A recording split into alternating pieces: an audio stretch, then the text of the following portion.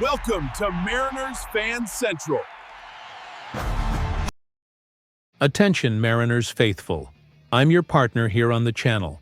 And before we dive into what might be the most audacious move of the M's offseason, I need to ask you this. Subscribe now. Click the subscribe button and hit the bell. This is the #1 source for in-depth analysis, exclusive news, and the inside scoop on every strategic move the Seattle Mariners make. If you are a true fan who lives and breathes Seattle's passion for baseball, you need to be here. I'm counting on you to strengthen our community.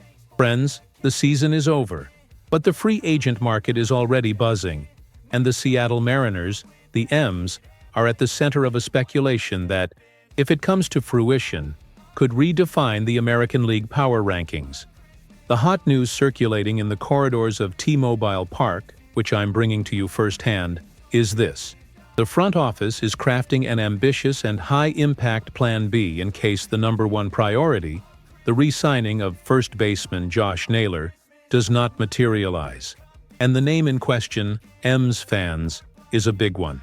Pete Alonso, the 5-time All-Star from the New York Mets. Let's be clear, Josh Naylor was vital.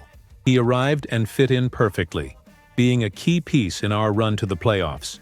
His slash line of .353.462 .16 with 20 home runs and 92 RBIs was excellent.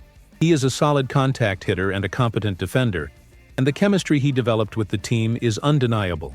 There is no doubt that the management's priority is to seal a new contract with Naylor, and the expectation is that he will be more financially accessible than Alonso. But, as with every good team that thinks about the future, Plan B needs to be robust, and that's where Pete Alonso comes into play. The forecast emerging from the back channels, which is gaining traction among respected analysts like Zachary Rotman of Fansided, is that the Mariners should pursue Alonso, who could cost around $54 million on a long-term contract. Why this move, even though it's expensive? It's simple. Power and run production on a stratospheric level. Look at Alonso's numbers this past season. 272, 347, 524, 871, with an impressive 38 home runs and 126 RBIs. Don't get me wrong, Naylor is great at contact, but Alonso is 1 or 2 levels above him in home run power and, crucially, in run production. Imagine this heavy bat joining our lineup that already features Cal Raleigh, Julio Rodriguez, and, if the front office is as aggressive as I hope, perhaps even Randy Arozarena. Another rumor we're following closely, but that's for a future bulletin. The Mariners finished 3rd in home runs in the major leagues this season. Placing Alonso in the middle of that batting order wouldn't just make us a threat, it would make us a terrifying offensive force. The analysis is cold and data-driven. Naylor is marginally better in batting average and on-base percentage, OBP, but Alonso dominates the power categories, which are the ones that bring in the decisive runs. A slugging percentage of .524 and 38 home runs speak for themselves. The difference in home runs and RBIs is striking. The strategic impact is immense. If the M's can acquire Alonso, they not only fill a potential hole at first base, but also raise the offensive ceiling of the team in a way that Naylor, with all due respect, cannot. This is a game-changing move. It would be a clear signal to the rest of the league that the Mariners are willing to invest heavily to take the next, definitive step. The front office needs to be surgical. If Naylor does not agree to the renewal terms or opts to test the market, the phone to Alonso's agent must ring immediately. We cannot waste time and let this power slip through our hands to an American League rival. Alonso represents not only an elite first baseman, but a potential power anchor for the lineup for years to come. This is a crucial moment, Mariners faithful. The competitiveness window is open, and moves like this define legacies. We are talking about a player who can, by himself, add dozens of runs to our annual production and change the dynamic of games at T-Mobile Park. Think about opposing defenses having to deal with Julio Rodriguez, and, right behind him, a slugger with the brute force of Pete Alonso. Missed pitches turn into home runs. Threats of bases loaded turn into guaranteed scores. And the cost? The $54 million mentioned is indeed a significant investment, but it's the price you pay for established all-star talent and guaranteed production. The Seattle team has shown they can compete with their strong pitching rotation and solid defense, but the need for a consistent high-power clutch hitter is the missing piece to make us World Series contenders. Naylor helped us reach the playoffs, but Alonso can take us to fight for the title. The judicious analysis we make here on the channel is this. The front office should go after Naylor, yes, as he is a reliable option, proven in our clubhouse, and likely cheaper.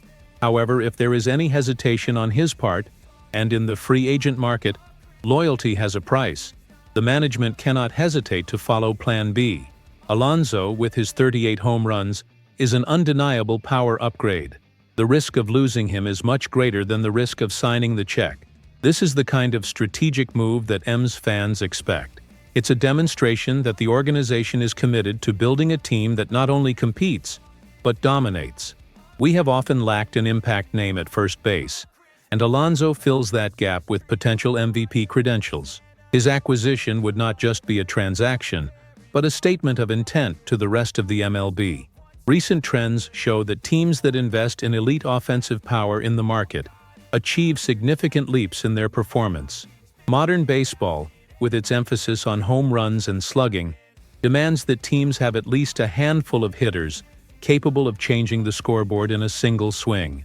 Alonso is that guy, with the ability to deliver 40 home runs in a good season, something T-Mobile Park hasn't seen from a first baseman in a long time. My concise analysis is this. Re-signing Josh Naylor is the ideal scenario in terms of cost-benefit and immediate fit with the team culture. He is the proven fit. However, Pete Alonso is the necessary upgrade to make us favorites. The difference in power production is too significant to ignore, and Alonso's potential to transform our lineup into a scoring machine justifies the high investment. The Mariners have the pitching and defense to win. Now they need the offensive power to complete the cycle. And now, M's fans, I want to hear from you. What is the ideal move? Would you pay the $54 million for Pete Alonso to bring that unparalleled power to Seattle? Or should the priority be to close the renewal with the clutch hitter, Josh Naylor, even if he delivers fewer home runs? Comment below with your strategies, and tell me what you think about this audacious speculation. Don't be left out. If you value this detailed analysis and the exclusive news that only our channel brings, like this video, comment your opinion, and, most importantly, subscribe for continuous, serious, and passionate coverage of the Seattle Mariners. We count on your passion. See you in the next bulletin.